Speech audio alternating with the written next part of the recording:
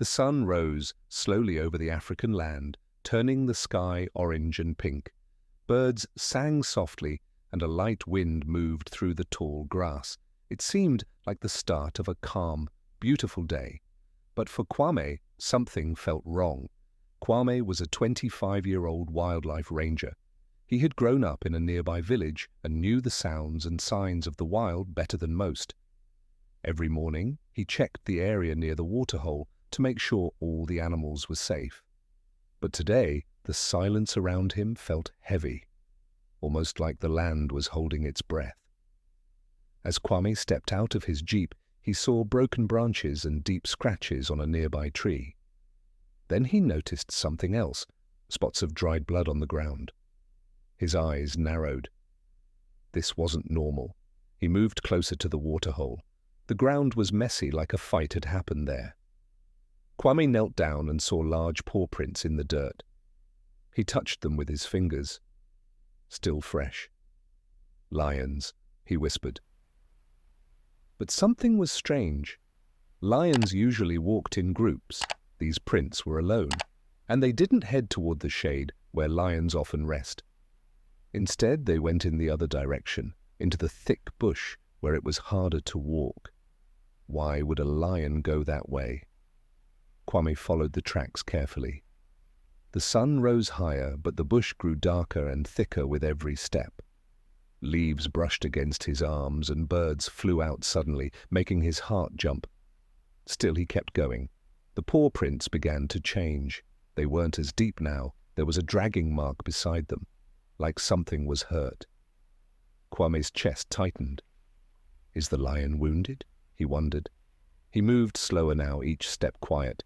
His ears picked up small sounds, buzzing insects, rustling leaves, and something else. A soft, low growl.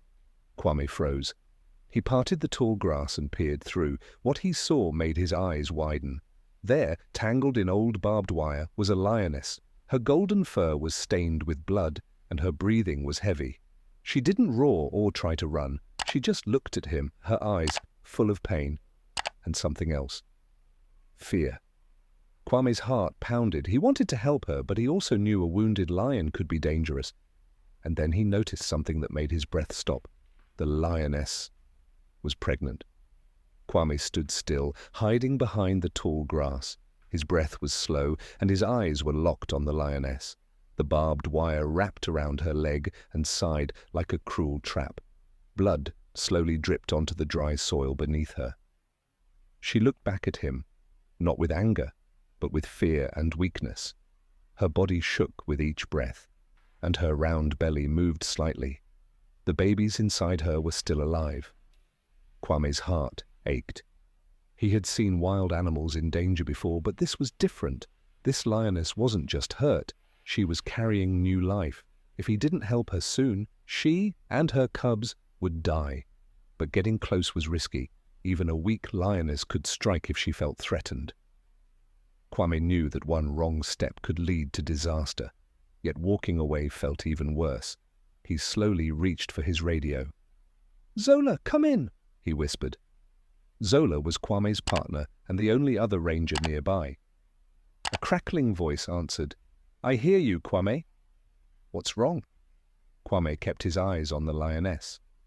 "I found a pregnant lioness caught in barbed wire. She's hurt badly and scared." There was silence on the other end. Then Zola replied, "Stay there. I'm coming fast. Don't move close until I get there." Kwame nodded, even though Zola couldn't see him. He gently set the radio down. The lioness shifted slightly, groaning in pain.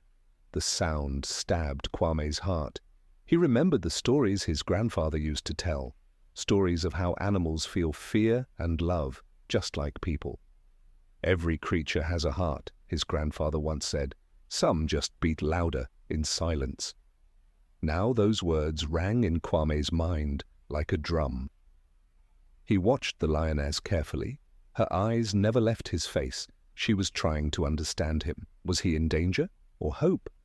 The sun climbed higher, heating the ground. Flies buzzed around the wound, and the lioness growled weakly, trying to shake them off. She didn't have the strength to move. Every minute that passed was a minute closer to death. Kwame's fists tightened. "Hang on," he whispered to her. "Help is coming." And just when he began to feel helpless, he heard the soft crunch of tires on dry grass. Zola's jeep appeared in the distance. Relief swept through Kwame like cool water. But he knew the real challenge was just beginning, because getting close to a wounded, pregnant lioness could be the most dangerous thing they'd ever done. Zola's jeep bounced over the rough ground, kicking up dust as it raced toward Kwame. The tires screeched to a halt just a few feet away from him.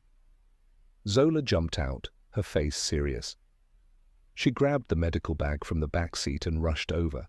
"Kwame, stay back. Let me take a look first," Zola said, her voice firm but calm. She was the experienced one, and Kwame trusted her completely. Kwame stepped back, but his eyes never left the lioness. She was still lying on the ground, her eyes flickering with both fear and pain. Zola knelt down beside her, slowly reaching for the barbed wire around her leg. The lioness growled softly, her muscles tensing, but Zola didn't flinch. "She's in a lot of pain," Zola muttered, her hands moving carefully around the wire. Kwame could see the blood, dark and thick, soaking into the lioness's fur. It was worse than he had thought. The silence between them was heavy.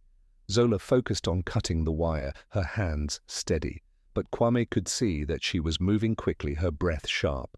Time was running out. "Zola, will she survive?" Kwame asked, his voice barely above a whisper.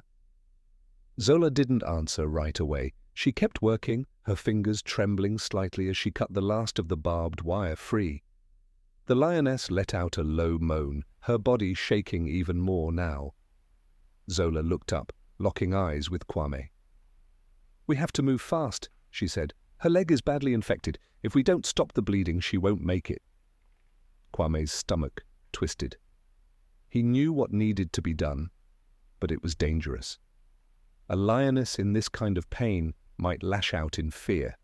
They had to be careful. Zola quickly pulled out a syringe from the medical bag, her hands steady despite the risk. She had given injections to animals before, but this felt different. She was preparing to sedate a lioness, a wild animal, a predator. Kwame felt the weight of the moment. His heart pounded in his chest. One wrong move and the lioness could attack. But if they didn't do this, the lioness and her cubs wouldn't survive. Zola took a deep breath and carefully injected the needle into the lioness's neck. The animal's body stiffened for a moment, but then she let out a long sigh and relaxed. "She's out," Zola said, wiping sweat from her forehead. "Now we can help her." But Kwame knew it wasn't over yet, not by a long shot. They had only just begun. The hardest part was still ahead. Zola gently lifted the lioness onto the back of the jeep. Her body was heavy, and the blood had soaked through her fur, but Zola knew they had to move fast. Kwame jumped into the driver's seat, his hands gripping the wheel tightly. He could feel his heart racing as the jeep sped off toward the small camp nearby. "Do you think she'll make it?" Kwame asked, glancing back at the lioness. Her body was limp, but her breathing was steady for now. Zola didn't answer right away. She was focused, her mind racing through the steps they needed to take to save her. The lioness needed more than just rest. She needed proper care and treatment. But the nearest animal hospital was hours away, and they couldn't risk moving her that far. "We can't lose her, Kwame," Zola finally said, her voice firm. "If she's going to survive, we need to do everything right here." Kwame nodded, his grip tightening on the wheel. He could hear the sound of the wind rushing by, but all he could think about was the lioness. Her life was in their hands now. When they reached the camp, Zola and Kwame worked quickly to move the lioness into the shelter. It was small but sturdy, and Zola had set up a medical station inside. She instructed Kwame to fetch clean towels and water while she began to check the lioness's leg. As Kwame hurried outside, Zola could see the severity of the wound. The infection was spreading fast. She had to act quickly. There was no time to waste. Kwame returned with the supplies, and they worked together to clean the wound. Zola was gentle but firm, using the clean towels to wipe away the blood and dirt. The lioness flinched at the touch, but Zola kept talking to her, trying to soothe her. "Hang in there, girl," Zola whispered. "We're going to fix this." Kwame watched her with wide eyes, impressed by how calm she was. But inside, he felt the pressure. They were in a race against time. As Zola prepared to clean the infection, Kwame noticed something else. The lioness's eyes flickered, showing signs of life. For a moment, Kwame thought she was waking up, but when her body jerked again, he froze. What was happening? Was she getting worse? Zola looked up at him, her face pale but determined. "She's fighting," she said quietly. "She's not giving up yet. Neither can we." Kwame's heart skipped a beat. This wasn't over. The struggle was just beginning. Zola didn't sleep that night. She sat beside the lioness, watching over her, her eyes never leaving the wounded animal. The camp was quiet, except for the occasional rustling of leaves in the wind. Kwame had tried to convince her to rest, but she couldn't. Not when the lioness's life was still hanging in the balance. By dawn, the lioness's condition had not improved. Zola's hands were tired from trying to clean and bandage the wound, but she refused to give up. She knew she had to do everything she could. Kwame stood at the entrance of the shelter, his arms crossed. "We need to make a decision, Zola. She's not getting better. What if—" "Don't say it," Zola interrupted, her voice sharp. "We're not giving up yet. There's still hope." But even as she said the words, doubt crept into her mind. The infection had spread, and the lioness was weakening. Zola's heart ached as she watched her struggle to breathe. She had seen this before. The signs were not good. Just then, a loud growl echoed through the air. Zola's head snapped up, her eyes wide. The sound was distant, but unmistakable. It was the sound of a lion. Kwame stepped forward, his face tense. "What's happening?" Zola's heart skipped a beat. She didn't know what the sound meant, but it wasn't good.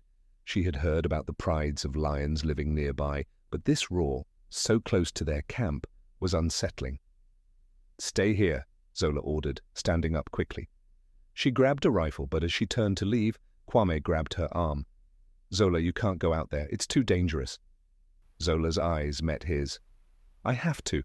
If something happens to that lioness, I need to know why."